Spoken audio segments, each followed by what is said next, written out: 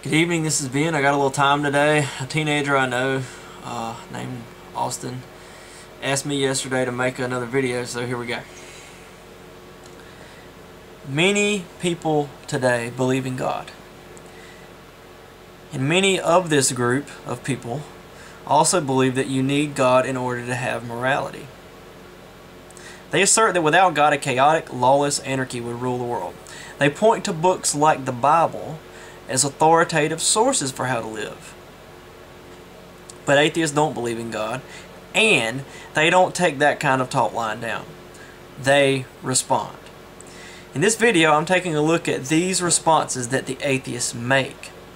I will label the responses of atheists as morality fallacies. So, atheist morality fallacy number 1.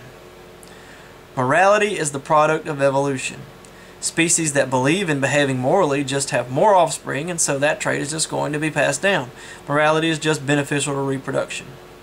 My response is, what is irrelevant to what should be. Whether or not morality has been the product of evolution is a statement about what is. It's about how things are.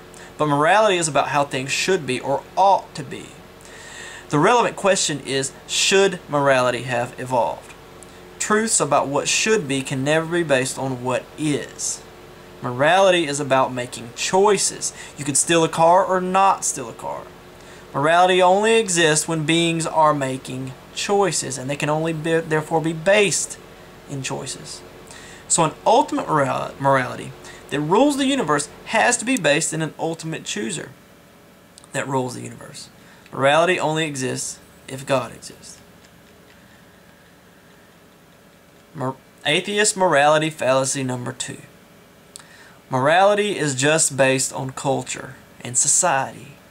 It's just how we live in a society in a way that we have agreed to all get along. It's about coexisting with each other. My response is, but how should a society or culture live?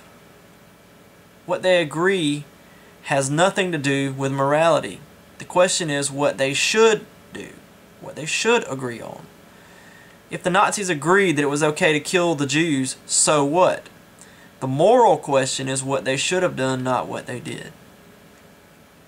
Atheist morality fallacy number 3. I don't need God as a basis for morality to know that murder, killing, and rape are wrong. I can be as moral as any person who believes in God.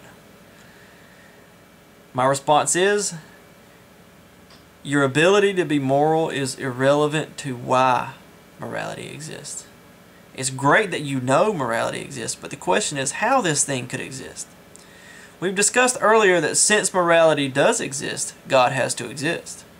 Now the atheist could say that morality doesn't exist, but as soon as the atheist argues that he or she doesn't need God to know morality exists, then he or she has also claimed to know that morality exists. It is precisely this innate, intuitive knowledge which we all share which proves that God exists. Morality is evidence of the God who establishes it. Morality fallacy number 4. Basing morality on the Bible is ignorant and dumb.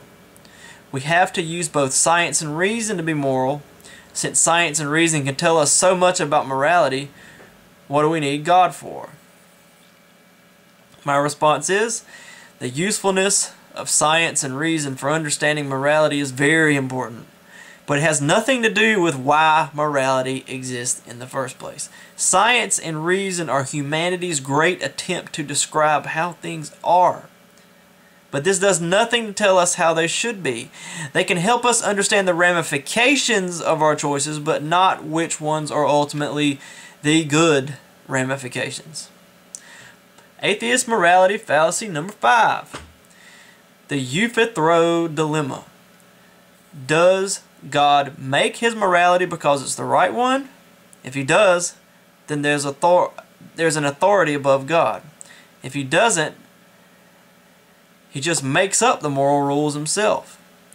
Then could he have made up anything moral, and God himself wouldn't really then be good or bad? Why worshiper believe in either of these types of gods? My response is, this argument is like a multiple choice test question that gives you nothing but wrong answers. Pick your poison.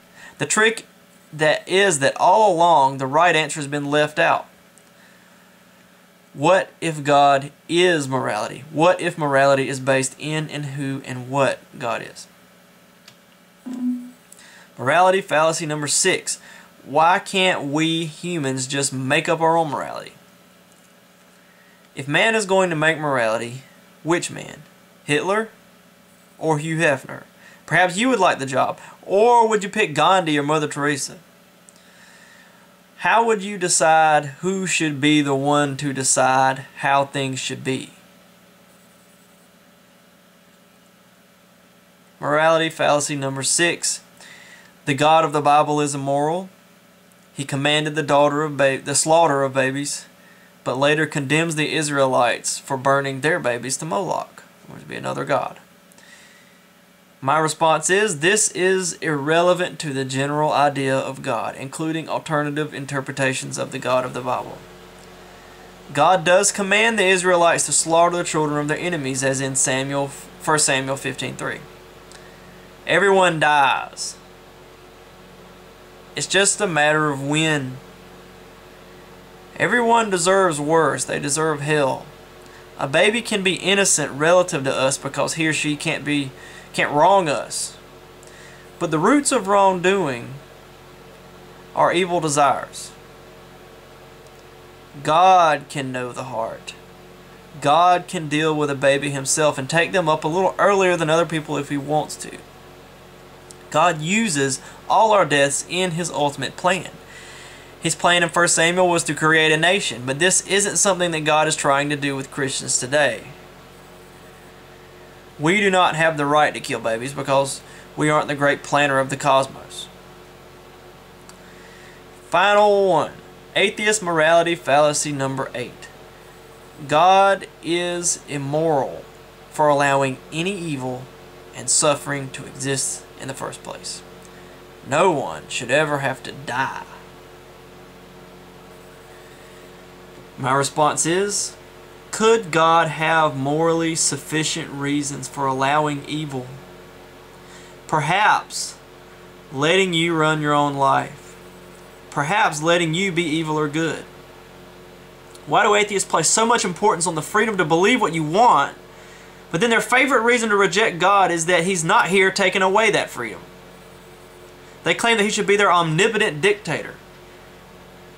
Here's the hymns they seem to want. Oh, most marvelous dictator, we bow in your oppressive tyranny. The world we live in looks exactly as we would expect it to look if at the bottom there is a design, as long as that design includes human freedom. If every person only ever got what he or she deserved, no person would really be free. We live in a world where people don't always get punished for doing wrong and where they don't always get rewarded for doing good. It is only in this kind of world where people do not get what they deserve that they also get the freedom to do what they really believe in, whether good or evil. Thank you. Good night.